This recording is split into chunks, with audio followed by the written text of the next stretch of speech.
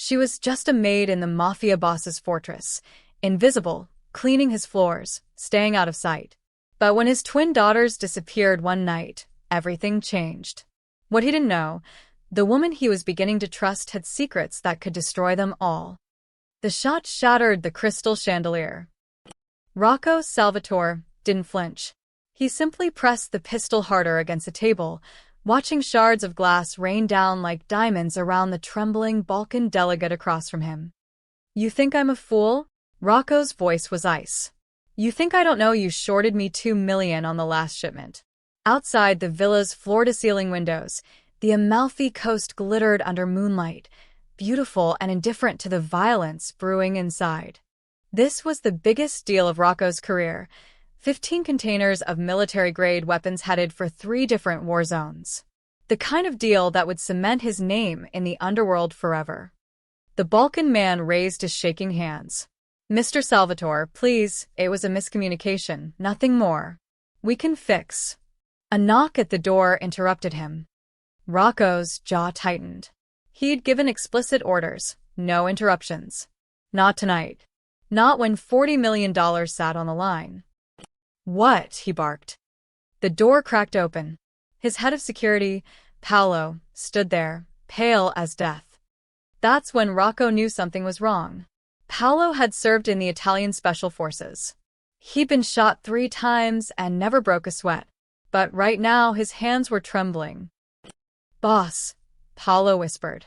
"The girls, they're gone." The room went silent. Rocco moved so fast his chair crashed backward. "What did you say?" "Isabella and Rena. Their room is empty. Windows locked from inside. Guards never left their posts, but..." Paolo's voice cracked. "They've vanished." The Balkan delegate used the distraction to bolt for the door. Rocco didn't even look his way. He was already running. The twins' bedroom looked untouched. Pink curtains fluttered gently from the ceiling fan. Stuffed animals lined the shelves. 2 small beds with matching unicorn blankets sat perfectly made, except both were empty. Rocco stood in the doorway, his mind racing through scenarios. Kidnapping. Revenge. Rival families. The Donati clan had been circling for months, waiting for weakness. His daughters were 8 years old. 8. And someone had taken them from under his nose. "Lock down the compound," Rocco ordered, his voice deadly calm. "No one leaves. No one. Get every man on the grounds.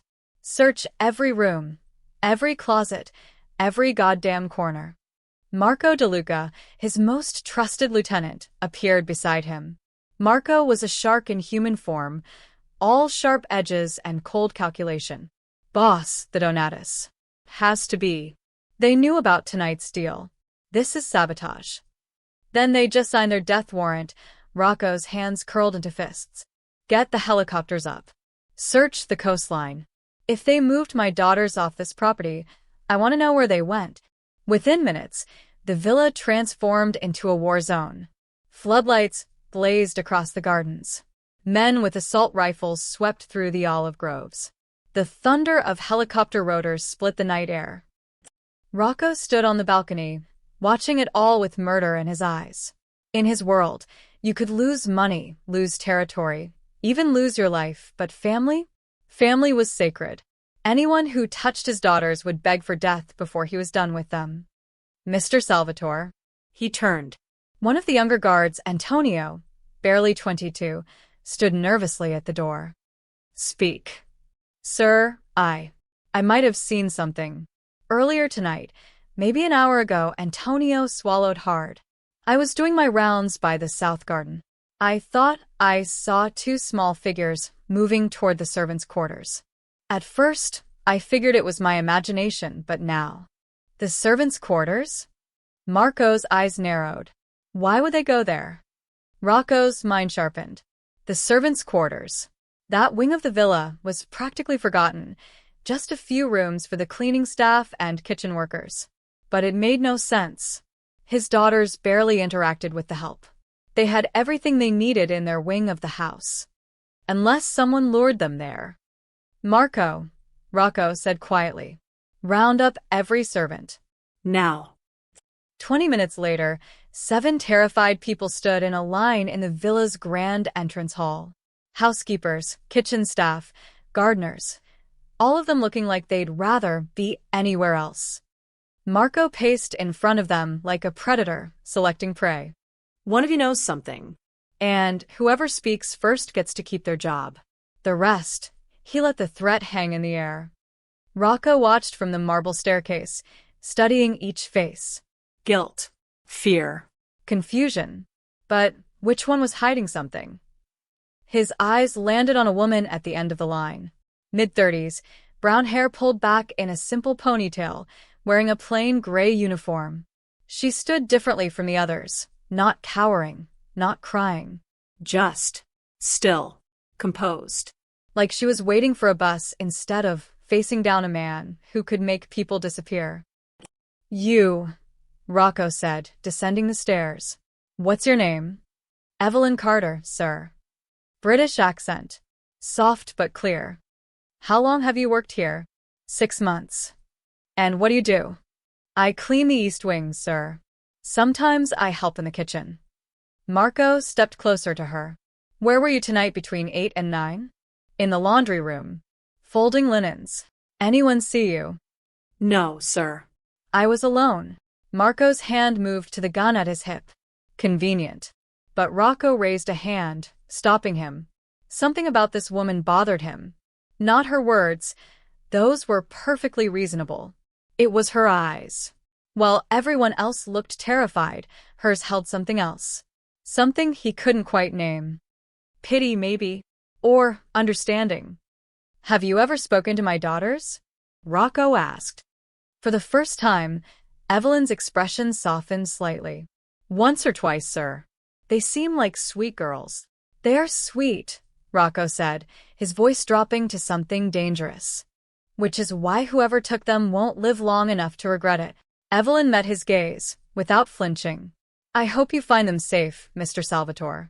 Before Rocco could respond, a sound echoed through the hall, faint but unmistakable. Singing. A lullaby. Coming from somewhere above them. Every head turned toward the ceiling. Rocco's heart, which had been hammering with rage, suddenly stuttered with something he refused to name. Hope. He took the stairs 3 at a time, following the sound higher and higher, past the main floors, past the guest suites, up to a part of the villa he barely remembered existed. The attic. And when he kicked open the door, what he saw stopped him cold. The attic smelled of dust and old wood. Moonlight streamed through a cracked window, cutting silver lines across the darkness. And there, on a worn mattress someone had dragged beneath the window, lay his daughters. Isabella and Rena were curled together like sleeping kittens, their small faces peaceful, their breathing soft and steady. Between them, with one arm around each girl, sat Evelyn Carter, the maid who'd stood so calmly in the entrance hall moments ago. She was humming. Some old lullaby Rocco didn't recognize, her voice barely above a whisper. Rocco's gun was in his hand. He didn't remember drawing it. Behind him, Marco and 3 other guards crowded into the doorway, weapons raised, ready for violence. But Evelyn didn't scream, didn't jump. She just looked up at them with those eerily calm eyes and pressed a finger to her lips. "Sho," she whispered. They just fell asleep. For a moment, one impossible, surreal moment, Rocco Salvatore, a man who'd killed 17 people with his own hands, who'd built an empire on fear and blood, stood frozen. Because his daughters, the 2 people he'd been ready to burn the world to find, looked more at peace than he'd ever seen them. Get away From them. Each word came out like a bullet. Evelyn carefully shifted, sliding her arms free without waking the girls. She stood slowly, hands visible, movements deliberate. Mr. Salvatore, I can explain. You have 10 seconds before I put a bullet in your skull. Rocco's voice shook, not with fear, but with the effort of holding back his rage. Start talking. Marco moved to grab her, but Rocco stopped him with a look. No. He wanted to hear this. He needed to understand how this woman, this nobody, had managed to take his children right out from under armed guards. Evelyn brushed dust from her uniform. Around 8 o'clock, your men were running training drills in the east courtyard. Live ammunition. The girls heard the gunfire from their room. So they got scared, Mr. Salvatore. They're 8 years old. They heard guns and shouting, and they panicked. Her voice remained steady, but something flickered in her eyes. Accusation, maybe. Isabella started crying. Rena tried to be brave, but I could see she was terrified too. Rocco's jaw clenched.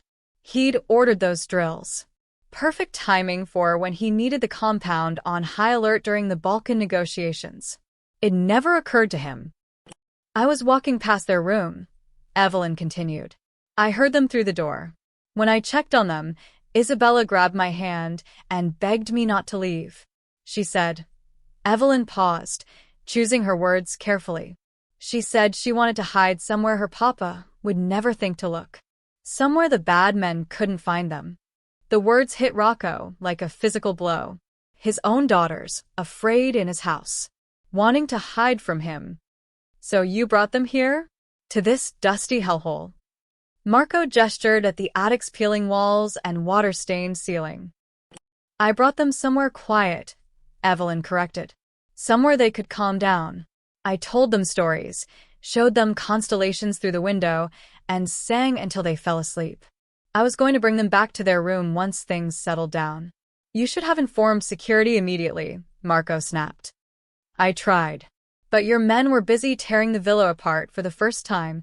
There was an edge to Evelyn's voice. Besides, they were safe with me. They are safe with me. Rocco stared at this woman. Really looked at her. She wasn't beautiful in the conventional sense. No makeup, plain features, clothes that practically screamed invisibility. The kind of person designed to fade into the background. But right now, standing in a dusty attic with a half-dozen guns pointed at her, she looked utterly unafraid. That bothered him more than anything else. How did you get past the guards? He asked quietly. I walked past them.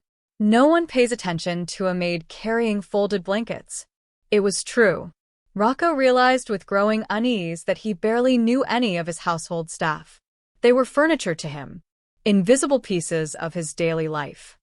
Perfect cover for an enemy to hide in plain sight. Marco, Rocco said without taking his eyes off Evelyn. Take the girls back to their room. Station 2 men inside, 3 outside. No one gets near them without my permission. Marco moved past Evelyn, carefully lifting Isabella, while another guard took Rena. The girls stirred but didn't wake, their small hands clutching their stuffed animals. Rocco watched them disappear down the stairs, something tight in his chest loosening. They were safe. Whatever else happened tonight, his daughters were safe. He turned back to Evelyn. You're going to tell me everything about yourself. Where you're from, why you came here, every detail of your pathetic little life. And if I find one inconsistency, one lie, he stepped closer, letting her see the killer behind the expensive suit. They'll never find your body. Evelyn met his gaze. Ask your questions, Mr. Salvatore. Why aren't you afraid of me? It wasn't the question he'd meant to ask, but it was the one that mattered. She tilted her head slightly, considering. Because I've seen monsters, sir. Real ones. And whatever you are, whatever you've done, you love your daughters. That makes you human. Humans I can understand. Rocco didn't know whether to be insulted or intrigued. Marco will be watching you, he said finally. Every move, every conversation, every breath. You step 1 foot out of line. I understand. Do you? He moved even closer, close enough to see the flecks of gold in her brown eyes. Because in my world, Miss Carter, trust is a luxury I can't afford. Especially not with someone who's already proven how easy it is to walk away with what's mine. Something flashed across Evelyn's face. Too quick to read. Your daughters aren't possessions, Mr. Salvatore. They're children who need to feel safe in their own home. Then she walked past him, leaving him alone in the dusty attic. Rocco stood there for a long moment, listening to her footsteps fade down the stairs. He'd built an empire by reading people. by knowing when someone was lying, when they were dangerous, when they needed to be eliminated. But Evelyn Carter? She was a blank page in a language he couldn't read. And that made her the most dangerous person in his house. Dawn broke over the Amalfi Coast like a wound, red and angry. Rocco stood in his study, phone pressed to his ear, watching the sun climb. He'd been awake all night. "The deal is off," he said into the phone. Silence. Then the Balkan delegate's voice, tight with disbelief. "Mr. Salvatore, we had an agreement. We had an agreement before someone tried to breach my security. Before my family was put at risk." Rocco's voice was steel. "Until I find out who's leaking information about my operations, nobody gets anything. Consider this conversation over." He hung up before the man could protest. Marco, slumped in a chair with dark circles under his eyes, looked up. "Boss, that's 40 million down the drain. Money I can make back. My daughters." Rocco poured himself a whiskey despite the early hour. "I only get one chance with them. Last night proved we have a problem. Someone knew about that deal. Someone knew tonight would leave us vulnerable. You think it's the maid. I think everyone's a suspect until proven otherwise." Rocco downed the whiskey. "Pull her file. I want to know everything." An hour later, Rocco found himself walking toward the kitchen. Not because he was hungry. Because Marco had just handed him Evelyn Carter's employment file, and something about it felt wrong. Evelyn Marie Carter, age 34. Born in Liverpool, England. Widowed 3 years ago. Husband died in a car accident. No children. No living family. Previous employment: domestic work in London, Manchester, Florence. References all checked out. It was too clean. Too convenient. Like a story someone had carefully constructed. He found her at the kitchen sink, scrubbing dishes. Early morning light streamed through the window, catching dust motes in the air. She wore the same gray uniform, hair pulled back, looking every bit the invisible servant. "Miss Carter." She turned, unsurprised to see him. "Mr. Salvatore. Would you like breakfast? I came to thank you." The words felt foreign in his mouth. "For last night.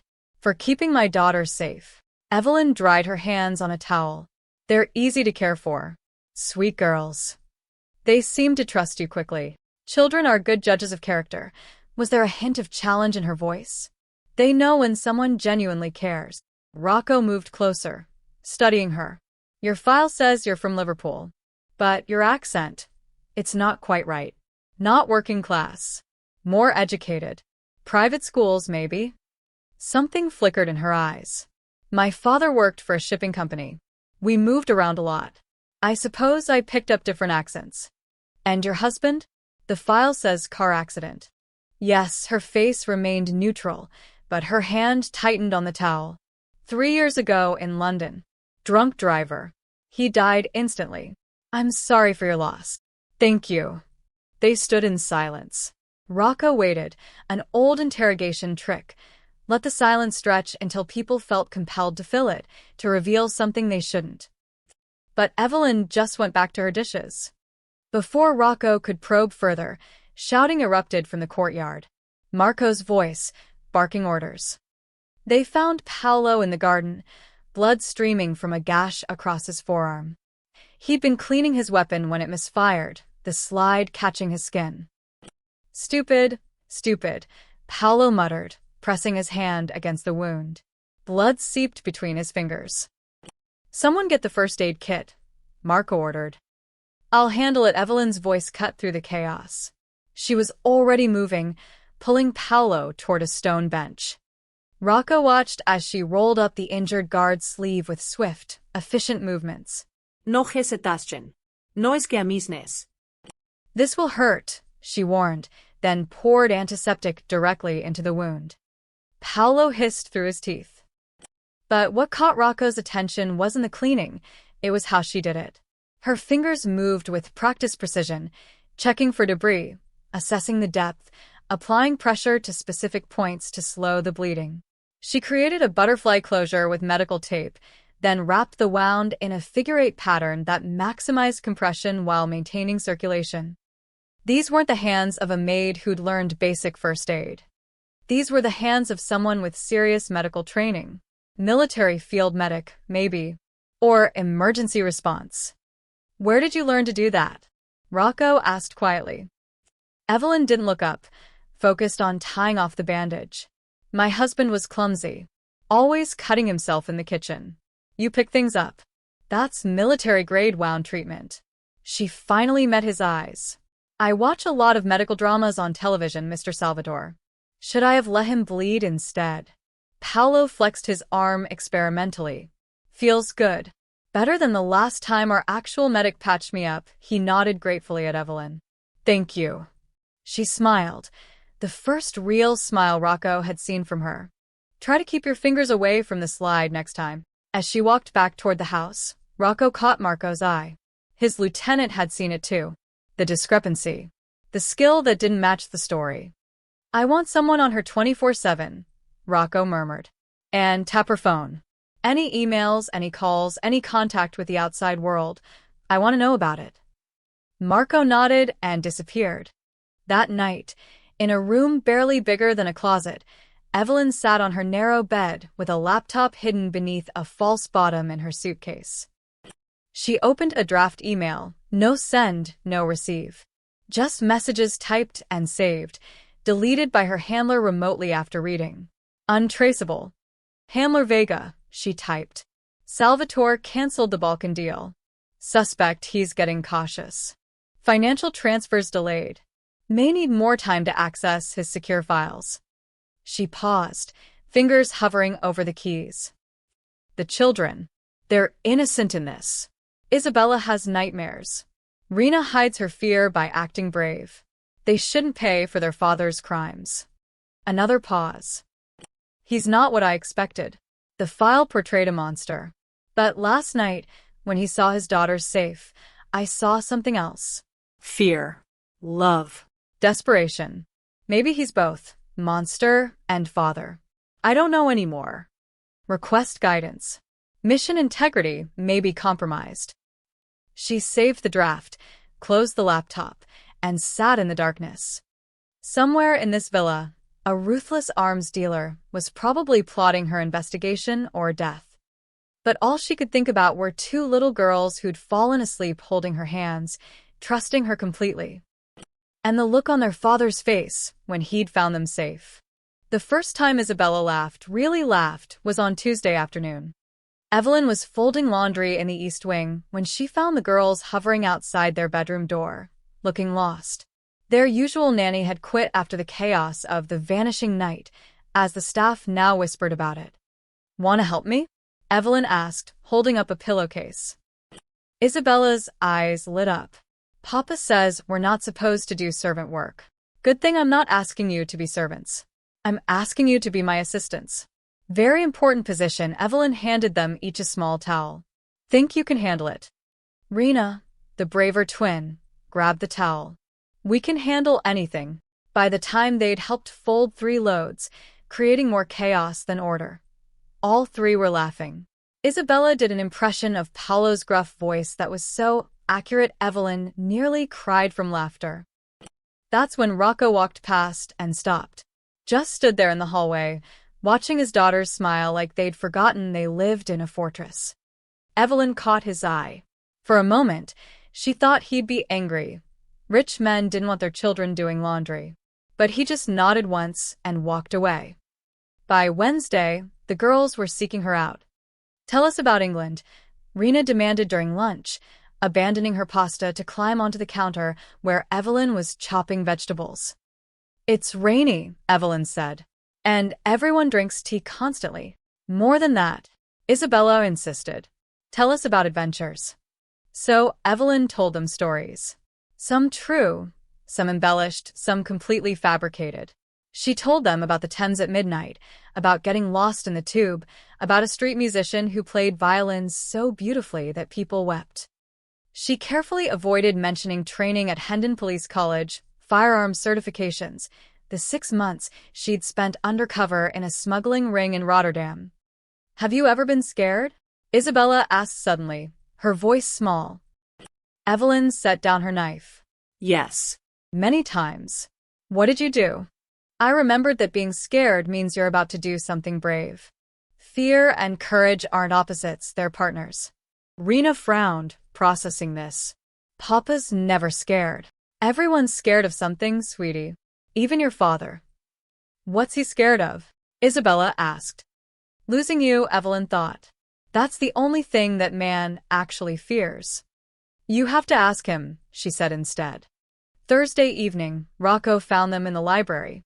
His daughters sat on either side of Evelyn, watching her sketch in a notebook.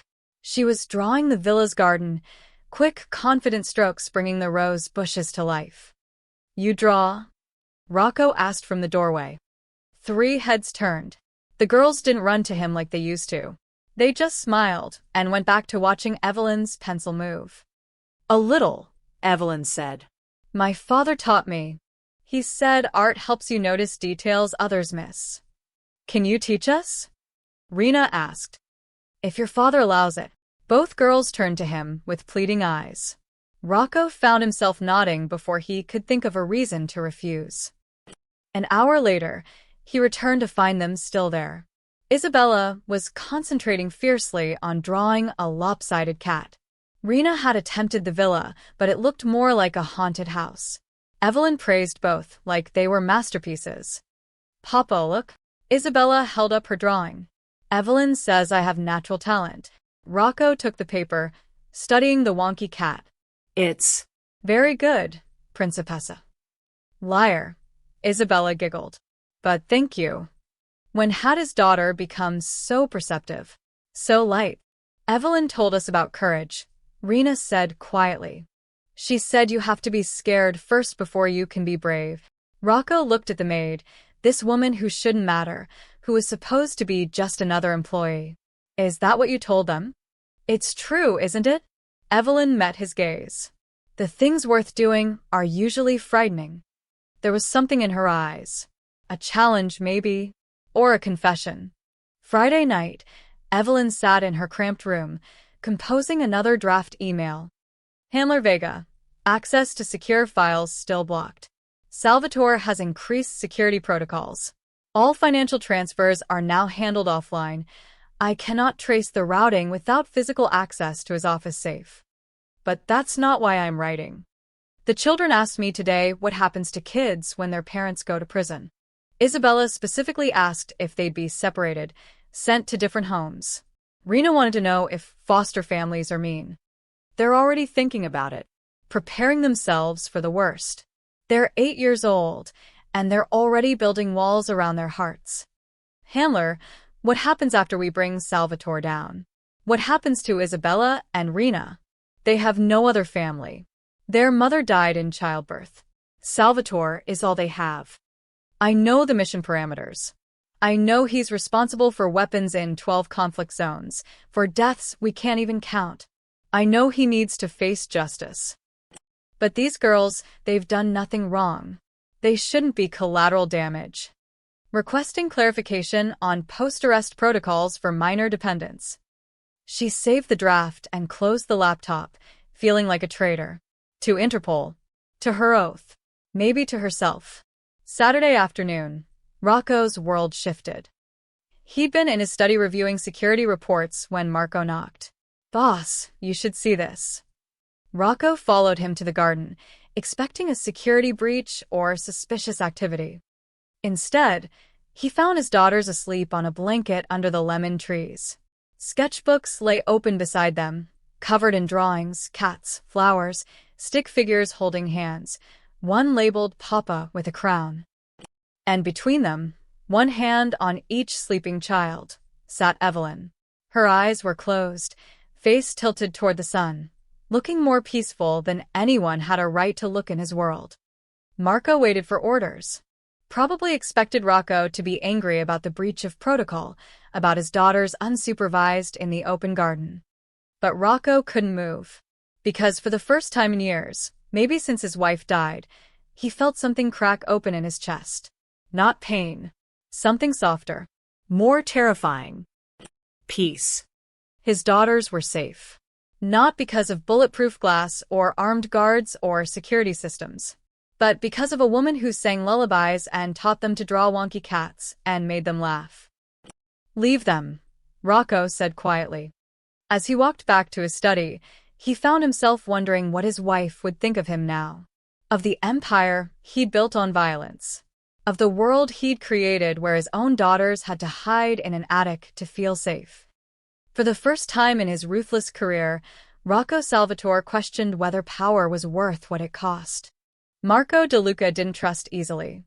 In his line of work, trust got you killed.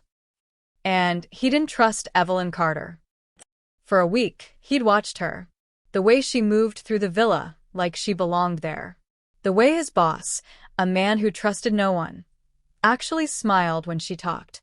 The way those little girls looked at her like she'd hung the moon. But mostly, he didn't trust how perfectly she fit. Too convenient. Too clean. Too calm. Sunday morning, while Evelyn was in the garden with the girls, Marco made his move. Her room was sparse. Single bed, small dresser, a closet with 3 identical gray uniforms. He searched methodically, checked under the mattress, inside the light fixtures behind the mirror. Nothing. Then he found the suitcase under her bed. Old, battered leather. Empty except for some folded clothes. He ran his fingers along the lining, feeling for inconsistencies. There.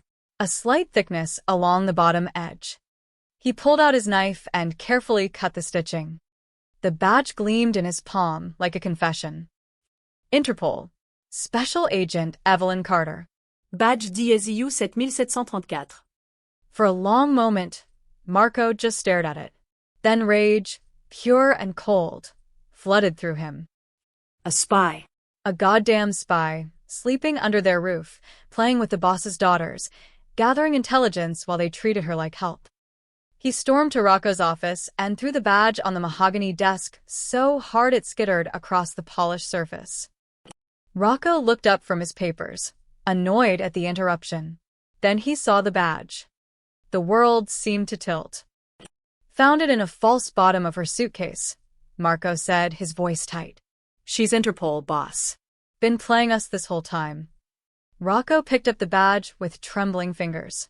The metal felt heavy. Final.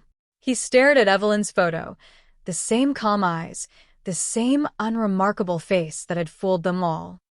"I've seen monsters, sir. Real ones. The things worth doing are usually frightening. Your daughters aren't possessions."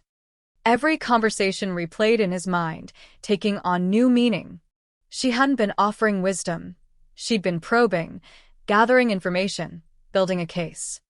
And he'd let her, trusted her, let her near his children. "Where is she?" His voice came out strangled. "Garden with the girls. Bring her to the basement. Quietly. Don't let my daughters see." Marco nodded and disappeared. Rocco sat alone, staring at the badge. His hands curled into fists. The sense of peace he'd felt yesterday, watching Evelyn with his daughters, now felt like poison in his veins. She'd touched his children, held them, made them love her, all while building a case to destroy him. The basement of the Salvatore villa wasn't designed for storage. It was designed for truth extraction. They brought Evelyn down at gunpoint. She didn't resist, didn't cry, didn't beg. She just walked calmly between Marco's men, hands visible, face expressionless. Rocco waited in the center of the concrete room, the badge in his hand. When she saw it, something flickered across her face. Not fear. Resignation, maybe. Like she'd been expecting this moment all along. "Sit," Rocco pointed to the chair bolted to the floor. "Evelyn's Saturday." "How long?" Rocco asked quietly. 6 months. "And the girls? The attic? The drawings and lullabies?" His voice cracked. Was any of it real? For the first time since they'd brought her down, Evelyn's composure wavered. They were always real. Isabella and Rena, they had nothing to do with the mission. "I swear to you." "You swear?" Rocco laughed, bitter and broken. "You swear? You're a liar by profession. An actor. Everything about you is fake. Not with them, Evelyn leaned forward, urgent. Whatever else I've done, whatever lies I've told, my feelings for your daughters were never false. They're innocent. They deserve someone who actually cared. And you thought that was you? Rocco moved closer, letting her see the rage in his eyes. While you were planning to tear their father away, to leave them orphans? That's what you call caring. I called my handler 3 times, asking what would happen to them after your arrest. Evelyn shot back. 3 times I questioned the mission because I was worried about Isabella's nightmares and Rena's fear. So yes, Mr. Salvatore, I cared. Maybe more than I should have. Marco stepped forward. Boss, let me handle this. We have ways of finding out exactly what she reported. Who else knows? Papa. The scream came from the stairwell. Everyone turned. Isabella stood at the top of the stairs, Rena right behind her. Both girls stared down at the scene, their father, the guns, Evelyn in the chair. No. Isabella started running down the stairs. Papa, no. Don't hurt her. Get them out of here, Rocco barked at his men. But the girls were faster. They threw themselves between Rocco and Evelyn, small bodies forming a human shield. She's not bad, Rena shouted, tears streaming down her face. Papa, please. She saved us. She's a liar, Principessa. She's been lying since the day she arrived. I don't care. Isabella sobbed. I don't care. She was nice to us. She made us feel safe. Nobody else does that. Not your scary men, not the guards with guns, only her. The words hit Rocco like bullets. Evelyn spoke quietly from behind the girls. Please, don't let them see this. Whatever you do to me, I deserve it. But not in front of them. They shouldn't have this memory. For a long moment, Rocco stood frozen. His daughters clung to a woman who'd betrayed him, who'd infiltrated his home, his life, his family. But they were clinging to her, protecting her, choosing her. When had they last chosen him? Take them upstairs, Rocco said, his voice hollow. Lock them in their room. As guards gently pulled the crying girls away, Isabella screamed one last time. She's good, Papa. She's the only good person here. The door closed. Silence fell. Rocco turned back to Evelyn, who sat with tears on her cheeks, the first emotion he'd seen crack through her training. They're right about one thing, he said softly. You're the only good person in this house, which makes you the most dangerous enemy I've ever faced. Before he could give the order Marco was waiting for, the lights went out. Gunfire erupted outside. And the real nightmare began. The explosion shook the villa's foundations. In the sudden darkness, Rocco's instincts took over. Years of violence had taught him to recognize the difference between accidents and attacks. This was an attack. South wall breach, someone shouted from upstairs. Then gunfire. Rapid, professional, coordinated. Marco grabbed his radio. All units, we have hostiles. Multiple entry points. This is not a drill. Through the basement's small window, Rocco saw muzzle flashes in the garden. At least a dozen men moving in tactical formation. 2 organized to be rivals testing defenses. This was an extraction team. The Donatus, Marco snarled. They're going for the girls. Rocco's blood turned to ice. His daughters, locked in their room, crying, terrified. He was already moving toward the stairs when he stopped. Turned. Looked at Evelyn, still sitting in the chair, hands zip-tied behind her back. She met his eyes in the darkness. Go. Protect them. Every instinct screamed at him to leave her. She was a threat. A spy. The enemy. But his daughters' voices echoed in his head. She's good, Papa. She's the only good person here. Rocco pulled out his knife and crossed the room in 3 strides. He cut through the zip ties. Evelyn stood, rubbing her wrists, surprise flickering across her face. You get one chance, Agent, Rocco growled, pressing a pistol into her hands. Prove you weren't lying about my daughters. She checked the magazine with practiced efficiency, chambered a round, flicked off the safety. Where are they? East wing, second floor, third door on the right. How many attackers? At least 12 that I saw. Evelyn's entire demeanor shifted. The gentle maid vanished, replaced by something harder, colder. A soldier assessing a battlefield. Your men are trained for intimidation, not tactical combat, she said, voice clipped and professional. The attackers came through the south wall because it offers the fastest route to the residential wing. They'll split, half to suppress your security, half to extract the targets. How do you?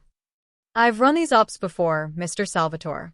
Just from the other side, she moved toward the stairs.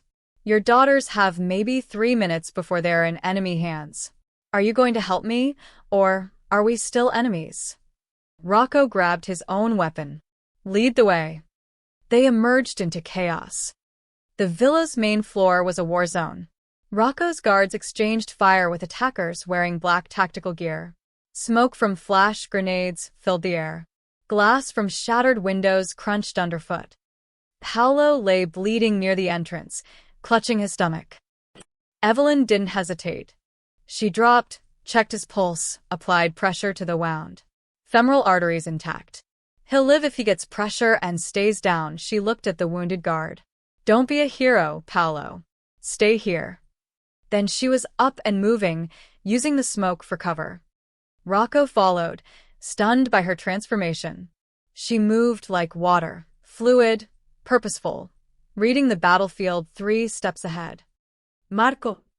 Evelyn shouted into Rocco's radio. Pull your men back from the south entrance. You're walking into a kill box. Who the hell? Do it. They're baiting you into crossfire. Marco hesitated only a second. Then, all units, fall back to the main hall. 2 seconds later, the south corridor erupted in gunfire. If Marco's men had stayed, they'd be dead. They reached the stairs. Above them, Rocco heard his daughters screaming. Evelyn took the steps 3 at a time, Rocco right behind her. She moved with military precision, checking corners, keeping her weapon up, never exposing herself unnecessarily. At the top of the stairs, they found 2 of Rocco's guards unconscious. The door to the girls' room hung open, splintered. Inside, a man in tactical gear had Isabella over his shoulder. She was kicking and screaming, tears streaming down her face. Rena cowered in the corner, frozen with terror. Put her down, Evelyn said quietly. The man spun, raising his weapon. Evelyn fired twice, both kneecaps. He dropped, screaming, Isabella tumbling from his grip. Evelyn caught the girl before she hit the floor. I've got you. You're safe. Isabella clung to her, sobbing. Evelyn, the bad men are leaving. I promise. Evelyn handed Isabella to Rocco, then moved to Rena.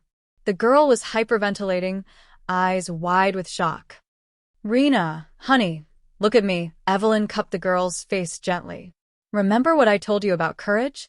This is that moment. I need you to be brave for 5 more minutes. Can you do that? Rena nodded, trembling. Good girl. Stay behind your father. Don't look at anything but his back. More gunfire erupted downstairs. Voices shouting. Someone calling for retreat.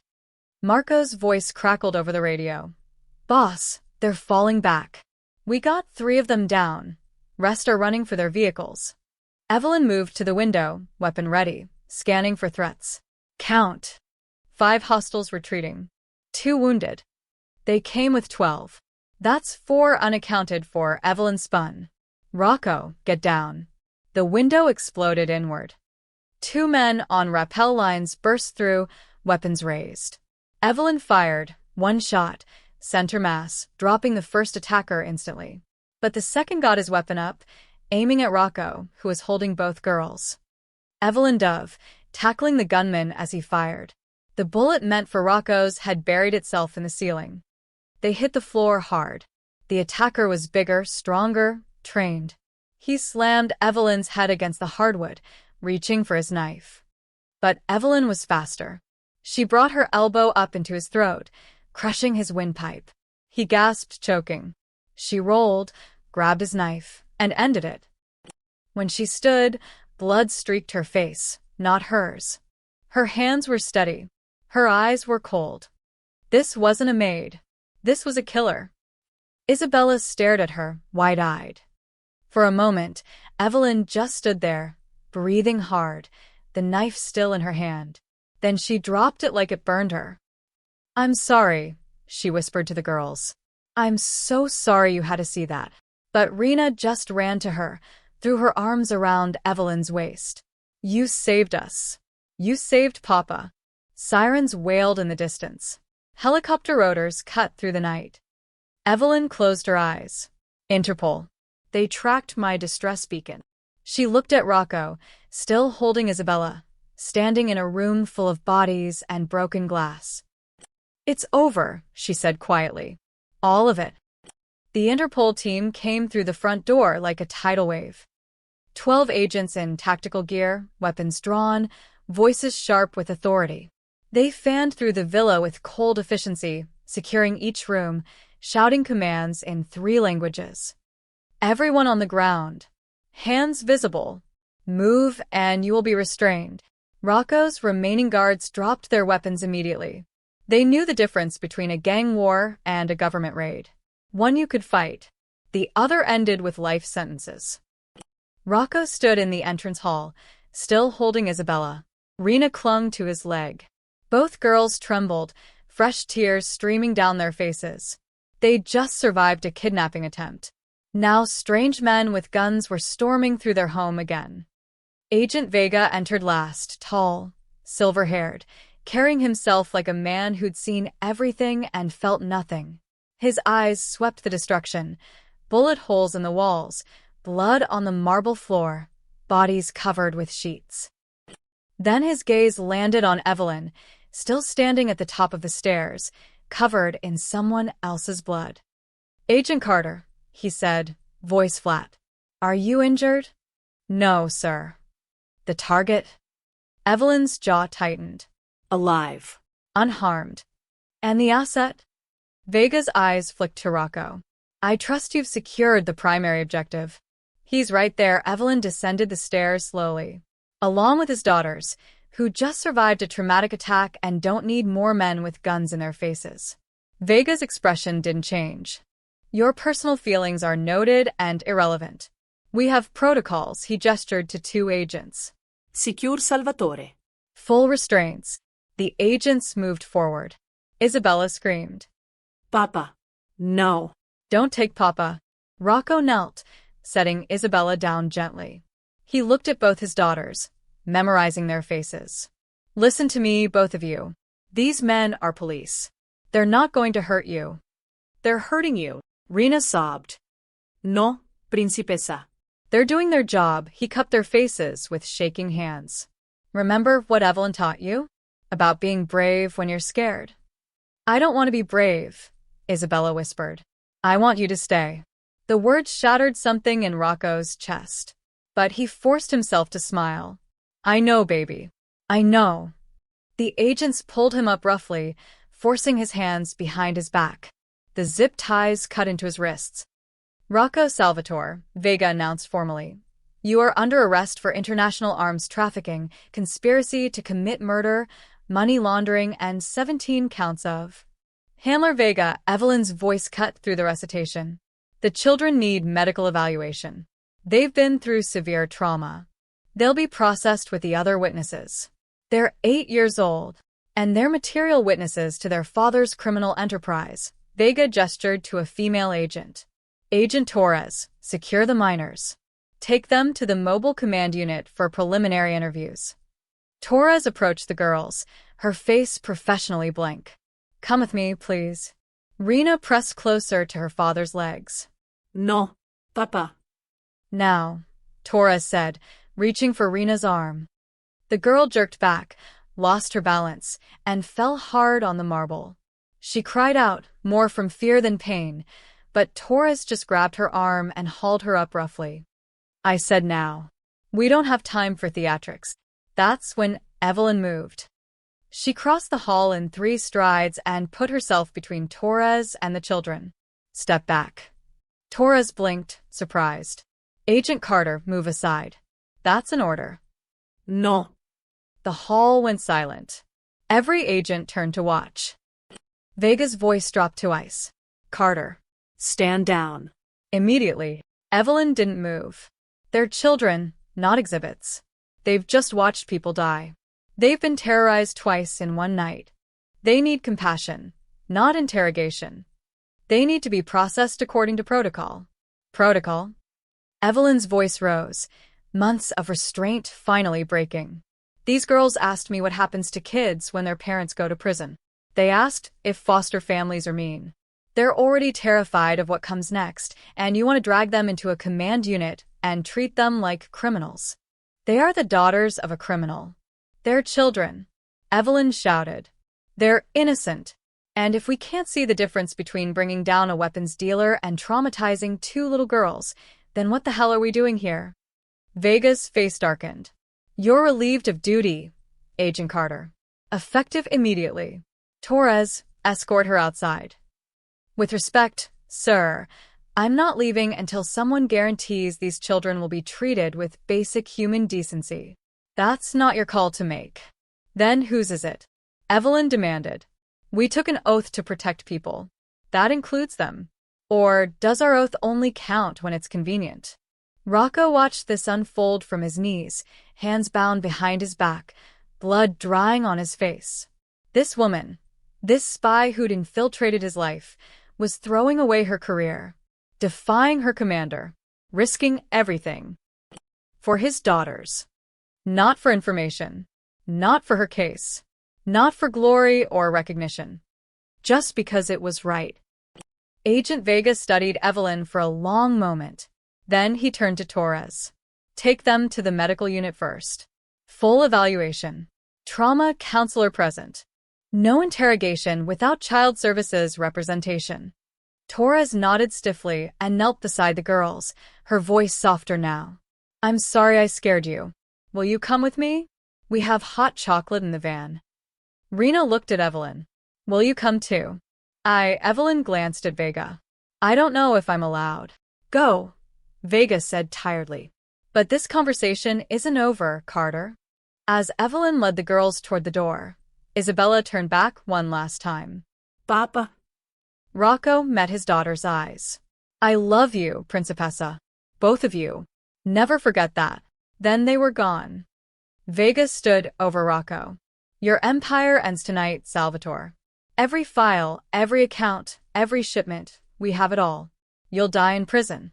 Rocco said nothing, because he was thinking about a woman who'd just sacrificed everything she'd worked for, not to save him, but to protect two little girls from a system that didn't care about their pain. She's good, Papa. She's the only good person here. Isabella had been right all along. He'd spent his life believing power was everything, that strength, fear, and control were what mattered. But in the end, the strongest person in his world had been a woman who showed mercy when the law demanded coldness, who saw humanity where others saw only objectives. That was real power, the kind that couldn't be taken by force or bought with blood money. And he'd been too blind to see it until it was too late. 3 days later, Evelyn walked through the rain toward the Interpol detention facility in Rome. She'd been suspended pending internal review. Insubordination. Compromised objectivity. Failure to maintain professional distance from the target. The list went on. She didn't care. The guards recognized her, waved her through after a cursory search. They led her down gray corridors that smelled of disinfectant and despair, past cells holding men who'd made the same choices as Rocco Salvatore. He sat alone in the last cell, looking smaller somehow. They'd taken his expensive suit, given him standard prison clothes. His hands bore bruises from the zip ties. A cut above his eye had scabbed over. But when he looked up and saw her, something flickered in his eyes. Recognition. Maybe gratitude. Agent Carter, his voice was hoarse. Come to gloat. I came to check on you. She pulled a chair close to the bars. Have they treated you well? Rocco laughed bitterly. As well as can be expected for a man facing 17 life sentences. They sat in silence for a moment. Rain drummed against the small window high in the wall. "My daughters," Rocco said finally. "Are they safe?" Child Services placed them in temporary foster care, a good family, trained in trauma counseling. I made sure of it. Evelyn leaned forward. "I visit them every day. Bring art supplies. Tell them stories. Isabella's nightmares are getting better." Rena's starting to smile again. Rocco's jaw clenched, fighting emotion. "Thank you for everything you've done, for what you risked. I didn't do it for you." "I know." He reached into his pocket slowly so the cameras wouldn't flag it as threatening. He pulled out a folded piece of paper and slid it through the bars. Evelyn unfolded it carefully. It was a drawing, crayon on construction paper, the kind of art only children create. 4 stick figures holding hands. One tall with dark hair, Rocco. 2 small ones in the middle, Isabella and Rena, their smiles taking up half their faces. And one figure on the end with brown hair and a heart drawn on her chest. Under the drawing, in Isabella's careful handwriting, "Our family. We love you, Evelyn." Evelyn's vision blurred. She pressed her fingers against the paper, feeling the waxy texture of the crayons, the places where Rena had pressed so hard the paper nearly tore. "They asked me to give you that," Rocco said quietly. "Before the social workers took them, they wanted you to know. You matter to them." "Rocco, let me finish." He gripped the bars. "I built an empire on violence. Told myself it was for them, to give them everything. But you know what they needed? They needed someone to sing them lullabies, to teach them about courage, to see them as children instead of possessions to protect." He paused, struggling with words he'd never learned to say. "You showed me the difference between providing for my daughters and actually being there for them, between power and love. I'm never getting out of here, Agent Carter. But maybe they'll have a chance at something better. Because of you." Evelyn wiped her eyes. "Tell them," she stopped, collected herself. "When you write to them, tell them I'm proud of how brave they've been. Tell them courage and fear are still partners, and they've been the bravest people I know." "I will." She stood to leave, folding the drawing carefully. "Agent Carter?" Evelyn, it was the first time he'd used her first name. "Thank you for seeing us as human, even when we didn't deserve it." "Everyone deserves that," Evelyn said softly. "Even you." The next day, Handler Vega called her into his office. "The Salvatore case broke open an entire network," he said, sliding a commendation certificate across his desk. 8 other arms dealers arrested. $2 billion in assets frozen. You did exceptional work despite the complications." Evelyn stared at the certificate without touching it. Her name embossed in gold letters. Recognition for destroying a family. "I can't accept that," she said. Vega frowned. "Carter, this is a career-defining moment. Some missions shouldn't end in a report," she stood. "And some victories don't feel like winning. I'm resigning, sir. Effective immediately. You're throwing away 15 years. I'm choosing something more important." Evelyn thought of Isabella asking if foster families are mean, of Rena trying so hard to be brave, of Rocco's broken voice saying thank you. There are other ways to help people. Ways that don't require me to forget they're human. She walked out, leaving the commendation on the desk. 6 months later, the small classroom in Naples overflowed with children, refugee kids, orphans, street children who'd never had a real chance. They sat in mismatched chairs, eyes bright with concentration as their teacher conjugated English verbs on the chalkboard. "Very good, Marco." Evelyn smiled at a 10-year-old boy who'd finally mastered past tense. See? "I told you practice makes perfect." Through the window, Naples sparkled under afternoon sun. It wasn't much, this cramped room in a church basement, teaching English to kids who had nothing, but it felt right. Real. Like she was finally doing what she was meant to do. A black sedan rolled slowly past the church. The car was expensive but understated, its paint fresh. Where a Mafia insignia had once been, there was now just clean metal, the past painted over, but not forgotten. In the back seat, two girls pressed their faces against the window. Older now, almost 9. Their eyes scanned the street until they landed on the familiar figure through the classroom window. There, Isabella pointed. I told you she'd be here. Rena waved frantically, and for one brief moment, Evelyn looked up. Their eyes met across the distance. Evelyn smiled. The girls smiled back, tears and joy mixing together. The car rolled on, carrying them toward whatever future waited, one without their father, but with the memory of a woman who'd risked everything because children mattered more than cases. Inside the classroom, Evelyn turned back to her students, wiping her eyes quickly. Miss Evelyn? One of the children asked. Why are you crying? Because sometimes, she said, her voice thick with emotion, the best thing you can do is let the people you love know they're going to be okay. Outside, the rain began again, gentle this time, washing the streets clean.